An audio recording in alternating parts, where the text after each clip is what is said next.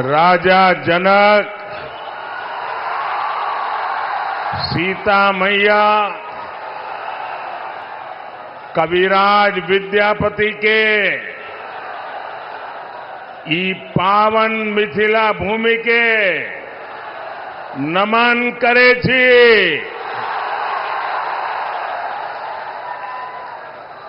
मैं दरभंगा की धरती से स्वर्गीय महाराजा कामेश्वर सिंह जी को भी प्रणाम करता हूं। एक तो मिथिला की ये पुण्य भूमि और दूसरा आप जनता जनार्दन का आशीर्वाद। इससे बड़ा जीवन का सौभाग्य क्या हो सकता है।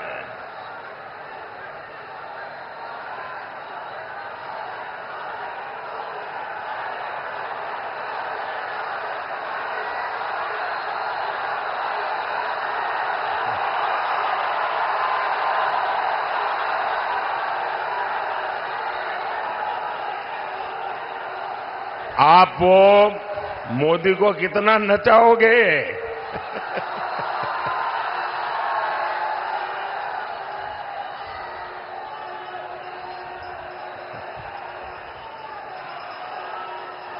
वो एसपीजी वालों को कहिए वो मोदी को कब्जा कर ले।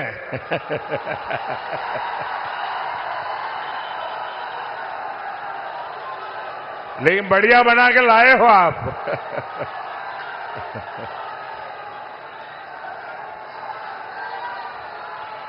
आपका बहुत बहुत धन्यवाद जी। बोलिए भारत माता की, भारत माता की। ये एसपीजी वालों को दे दीजिए। हाँ,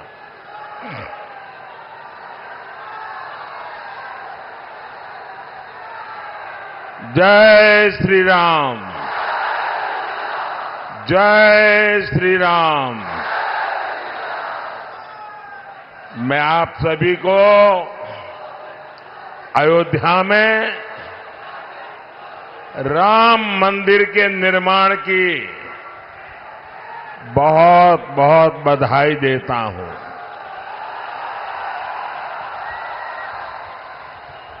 पांच सौ वर्षों के बाद हमारा इंतजार समाप्त हुआ। 500 साल तक ये हमारे पूर्वज संघर्ष करते रहे, बलिदान देते रहे और कभी भी निराश नहीं हुए। हमारे पूर्वजों को पता था कभी न कोई बेटा पैदा होगा, कभी तो कोई बेटा पैदा होगा जो 500 साल के इंतजार को परिपूर्ण करके भगवान राम मंदिर। और साथियों, इंतजार सिर्फ राम जी का ही थोड़ा था, सीता मैया का भी तो था और हमारे मिथिला के भी तो था। हम अपने जीवन काल में ये शुभ समय देख रहे हैं। ये विश्वकर्मा भक्त आप नीचे रखो, पीछे लोग देख नहीं पाते। मैंने आपको देख लिया, सुखी रहो।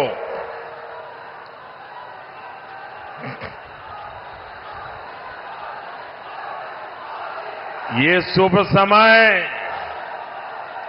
ये हमारे लिए बहुत बड़ी बात है। साथियों, जब अयोध्या में रामलला की प्राण प्रतिष्ठा हो रही थी, तब मैंने कहा था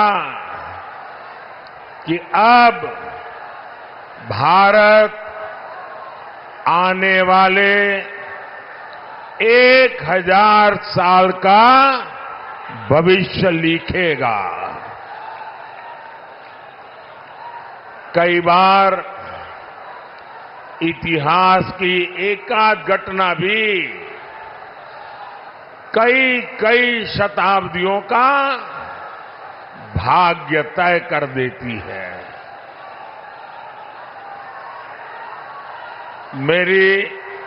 मेरी आप सबसे प्रार्थना है, देखिए जगह छोटी पड़ गई है, मैं जानता हूं आपको तकलीफ हो रही है,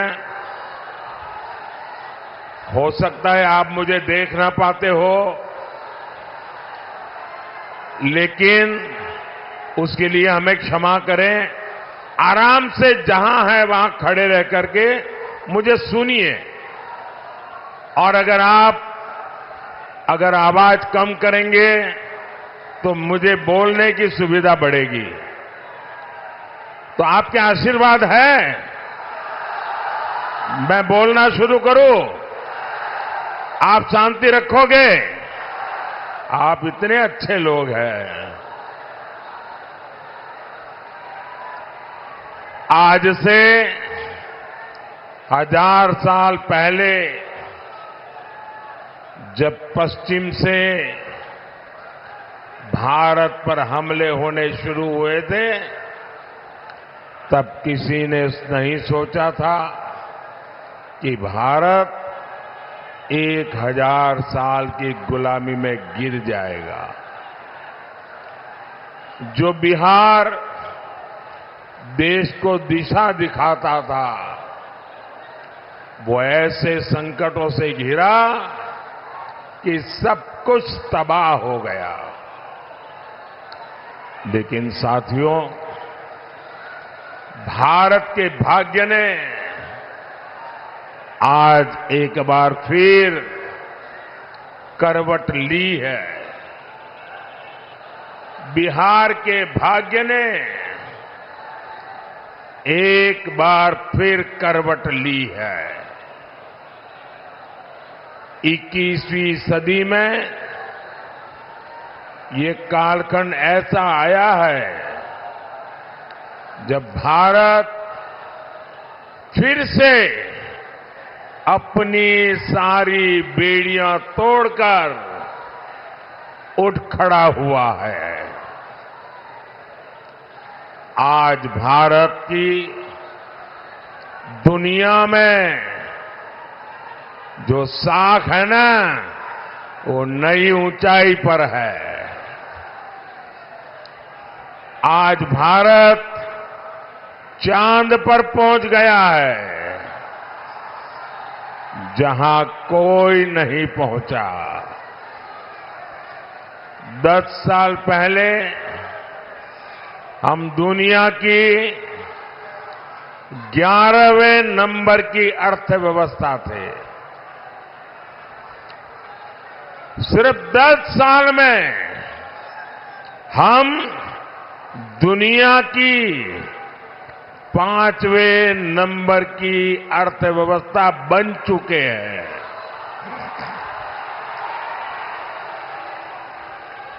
आपको कोरोना का समय याद होगा। 100 साल का इतना बड़ा संकट आया था। पूरी दुनिया सोचती थी भारत तो गया, भारत तो बर्बाद हो जाएगा, दुनिया भी बर्बाद करेगा। सब सोच रहे थे कि अब क्या होगा। लेकिन उस समय भारत ने दिखाया कि भारत का सामर्थ्य क्या होता है। भारत उस संकट से निकला, दुनिया को भी राह दिखाई। लेकिन साथियों, उस इतने बड़े संकट में बिहार के लोगों के साथ कांग्रेस और इंडी गठबंधन वालों ने जो किया वो मैं कभी नहीं भूल सकता। दिल्ली में इंडी गठबंधन की सरकार थी, महाराष्ट्र में इंडी गठबंधन की सरकार थी और इन लोगों ने बिहार के लोगों को उस संकट काल में वहां से साजिश करके भगा दिया, वापस भेज दिया था। मेरे बिहार के नौजवानों को, मेरे बिहार की बेटियों को दिल्ली से इंडी गठबंधन की सरकार वालों ने भगाया था। महाराष्ट्र से इंडी गठबंधन वालों ने सरकार ने भगाया था। मैं जरा बिहार के नौजवानों को पूछना चाहता हूं, जिन्होंने आपके साथ ये जुल्म किया, क्या उन्हें माफ करेंगे? क्या इस चुनाव में हिसाब चुकता करेंगे कि नहीं करेंगे?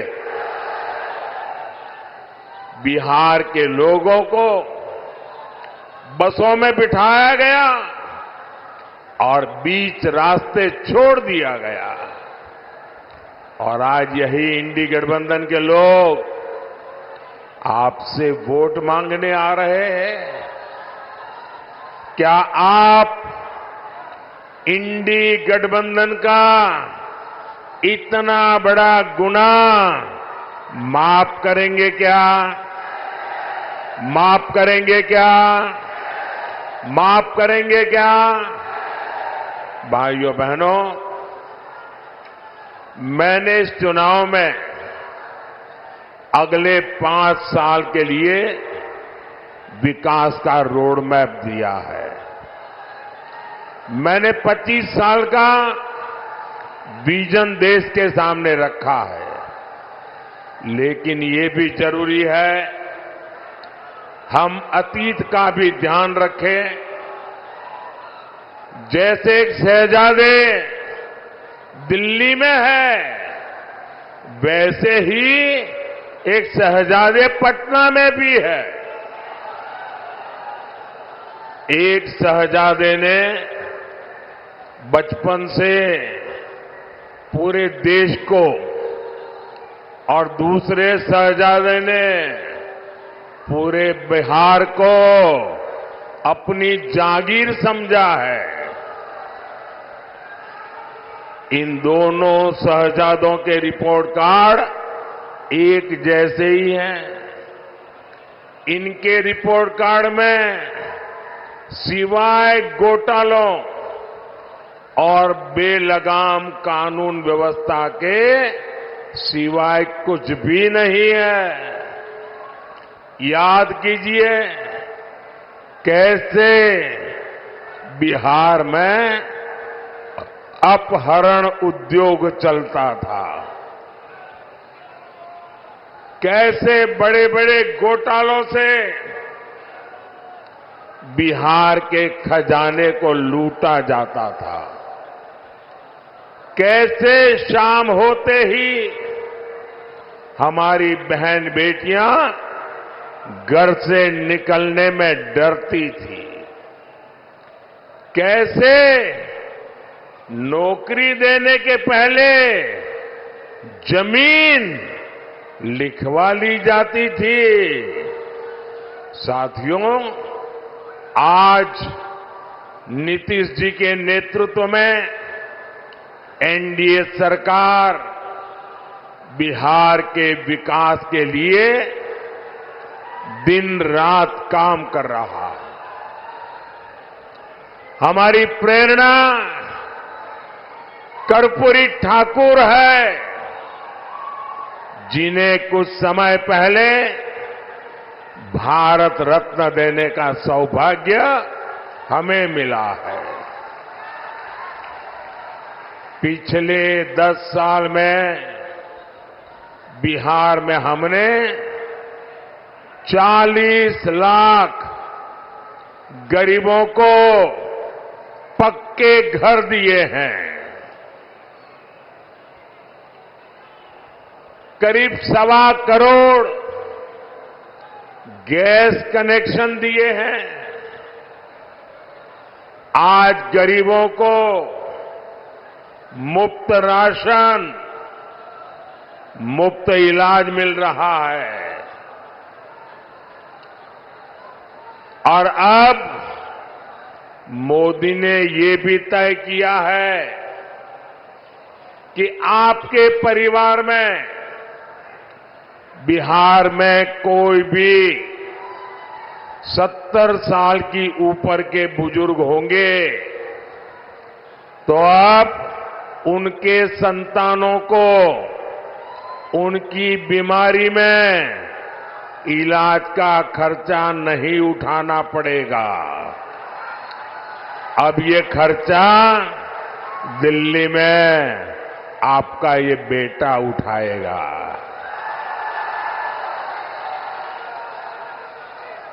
70 साल के ऊपर के हर बुजुर्ग को 5 लाख रुपए तक मुफ्त इलाज मिलेगा।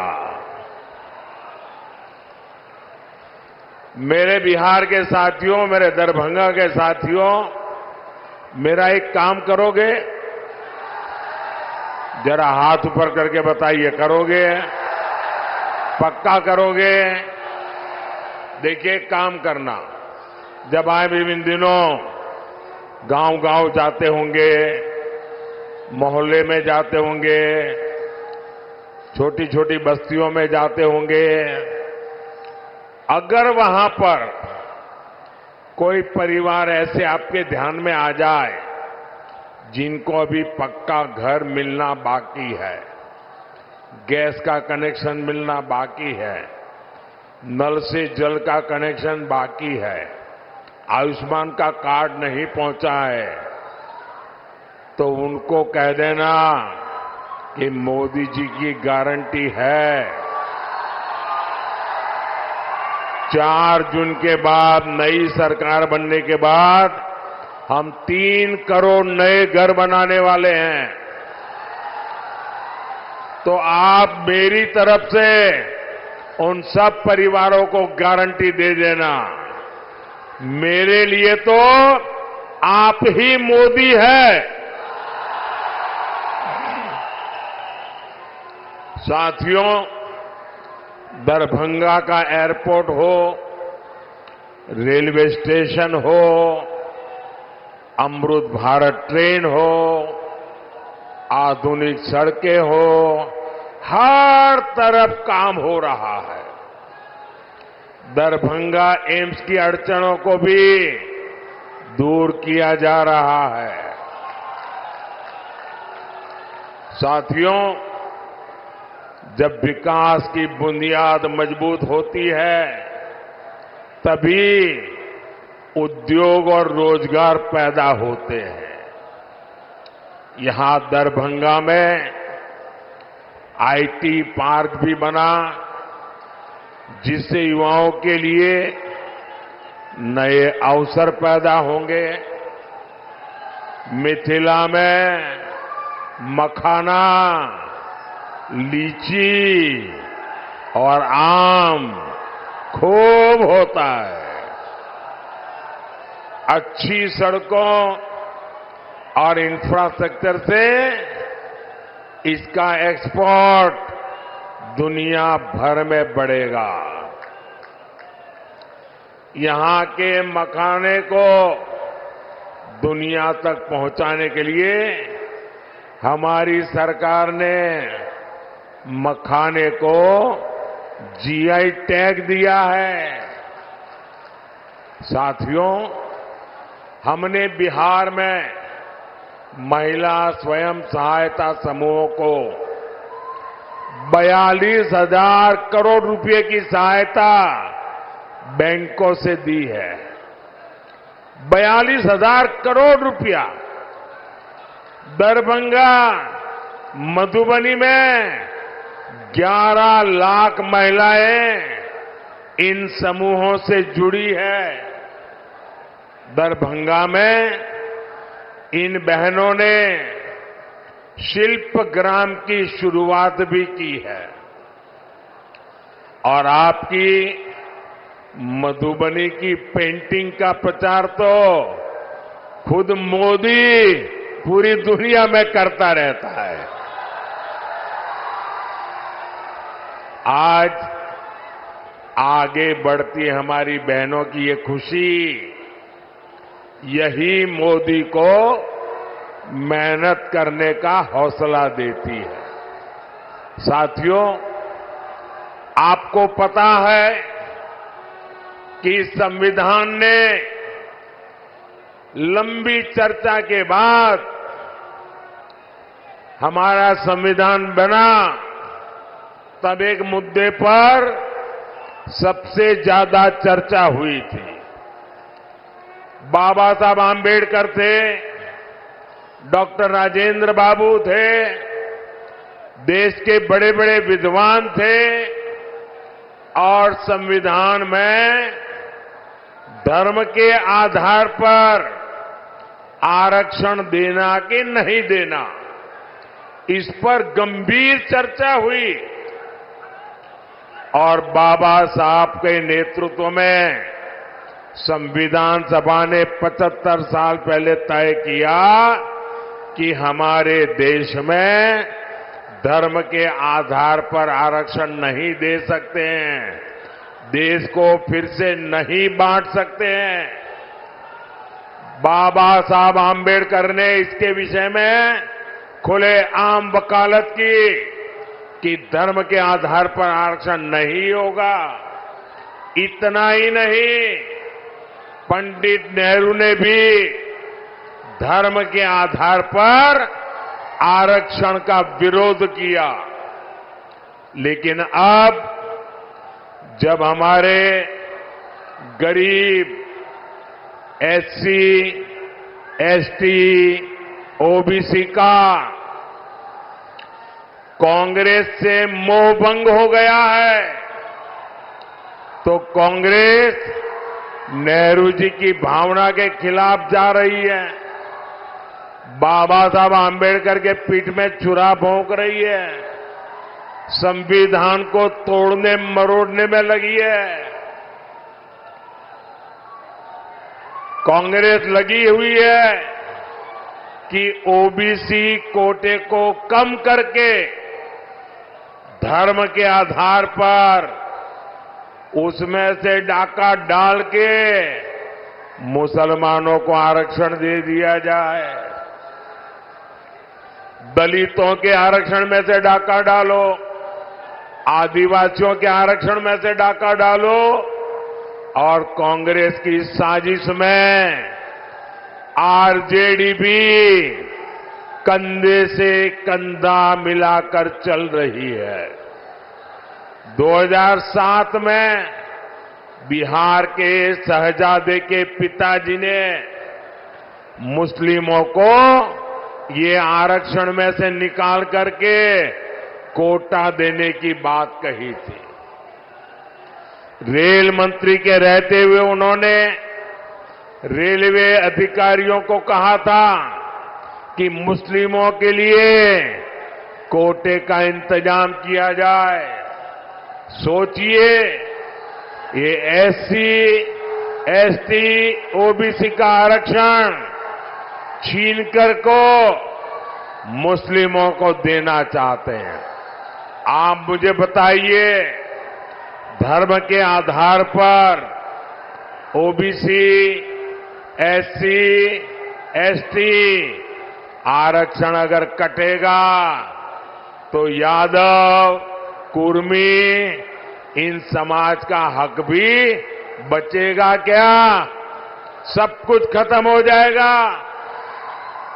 पासवान, मुसहर, रविदास, दानुक समाज के हक पर ये डाका डालने में उसकी फिराक में है। साथियों, मैं पिछले 12 दिनों से कांग्रेस को और उनके चट्टों बट्टों को आरक्षण के मुद्दे पर चुनौती दे रहा हूं। मैंने उनसे कहा है, मैंने लिखित में मांगा है कि इंडी गठबंधन धर्म के आधार पर एससी, एसटी, ओबीसी का आरक्षण छीन करके मुसलमानों को नहीं देंगे। धर्म के आधार पर आरक्षण के लिए संविधान के साथ खिलवाड़ नहीं करेंगे, लेकिन इनके पेट में पाप है। 12 दिन से मैं मांग कर रहा हूं, ये चुप बैठे हैं। साथियों, मैं आपको विश्वास दिलाता हूं,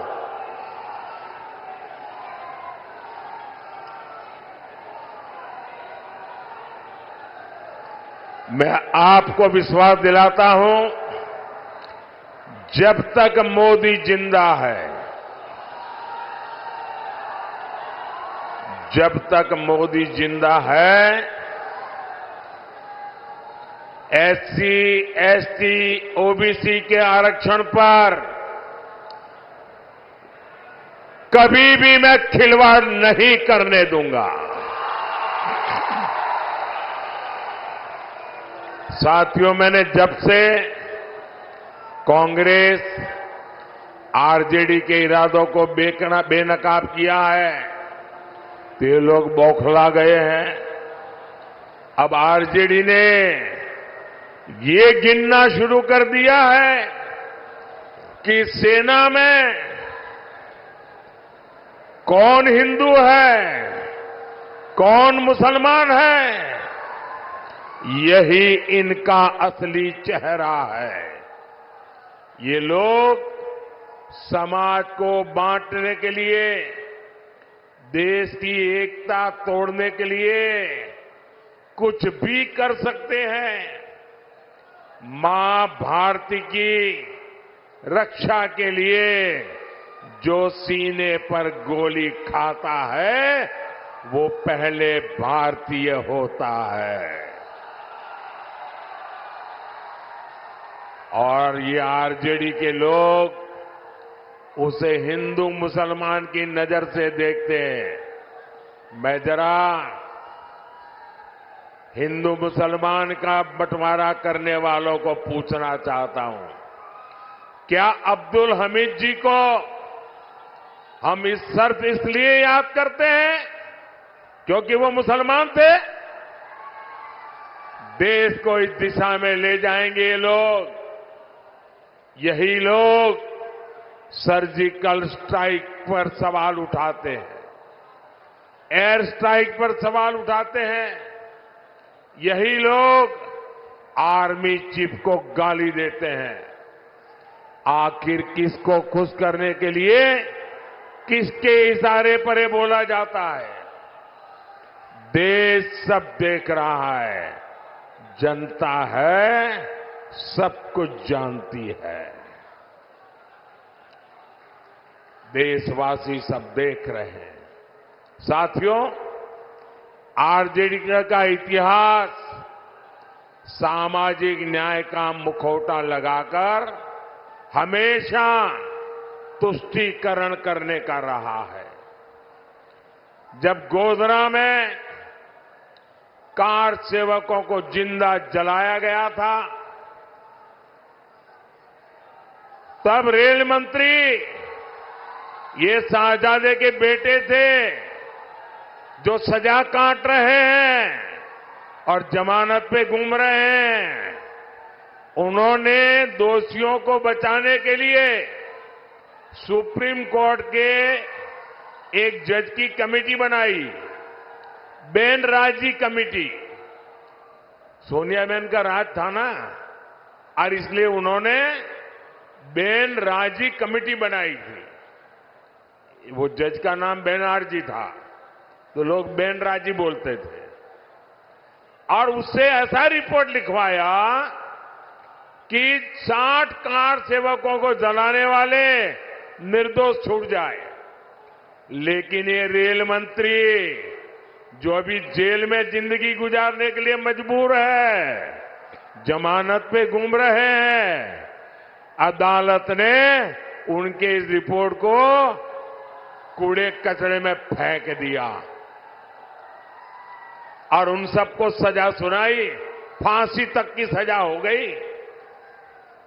पूरी दुनिया को पता था कि कार सेवकों को जिंदा जलाया गया था, लेकिन तब फर्जी जांच रिपोर्ट बनवाकर कार सेवकों पर ही दोष मढ़ने की साजिश रची गई थी। यही इनका इतिहास है, यही इनकी सच्चाई है। साथियों, हमें बिहार को लालटेन के दौर में वापिस नहीं जाने देना है। अभी आपको पता होगा, ये शहजादे दिल्ली वाले एक नई बात लेके आए हैं। आप मुझे बताइए भाइयों बहनों, हमारे परिवार में जो माता पिता होते हैं वो मेहनत करके कुछ न कुछ बचत करते हैं कि नहीं करते हैं? कुछ न कुछ बचाते हैं। उनके मन में रहता है कि एक छोटा सा घर बना दूं, बच्चों को काम आ जाएगा। एक छोटी सी गाड़ी ला दूं, बच्चों को काम आएगी। खेत खरीद के रखो, बच्चों को काम आएगा। हर मां बाप के मन में ये इच्छा रहती है कि वो अपने मरने के बाद बच्चों को कुछ न कुछ देकर के जाए। हर मां बाप की इच्छा रहती है। अब एक कांग्रेस ऐसा कानून बनाना चाहती है कि दिल्ली में उनकी सरकार बनेगी तो आपके मां बाप ने जो कमाया है वो अब आपको नहीं मिलेगा। आपके पिताजी अपना 10 एकड़ का खेत होगा तो आपको नहीं दे पाएंगे। 2 घर है तो नहीं दे पाएंगे। आधा ये इनकी सरकार छीन लेगी। 55% विरासत पर टैक्स लगाने का ये फतवा लेकर के आना चाहते हैं। क्या आपकी मेहनत की कमाई किसी सरकार को लूटने देंगे? किसी सरकार को लूटने देंगे? ये कांग्रेस वालों को लूटने देंगे? ये आरजेडी वालों को लूटने देंगे? और इसलिए भाइयों बहनों, आपका भविष्य बचाने के लिए, आपके बच्चों का भविष्य बनाने के लिए 7 मई को जंजारपुर में जेडीयू से प्रत्याशी श्री रामप्रीत मंडल जी आए हैं।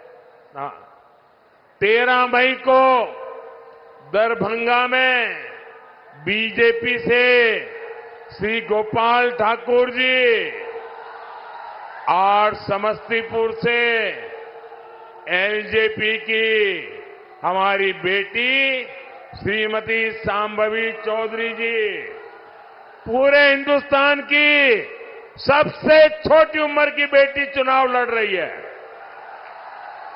आप सब आशीर्वाद दीजिए, ये हमारी बेटी तो जीतनी ही चाहिए।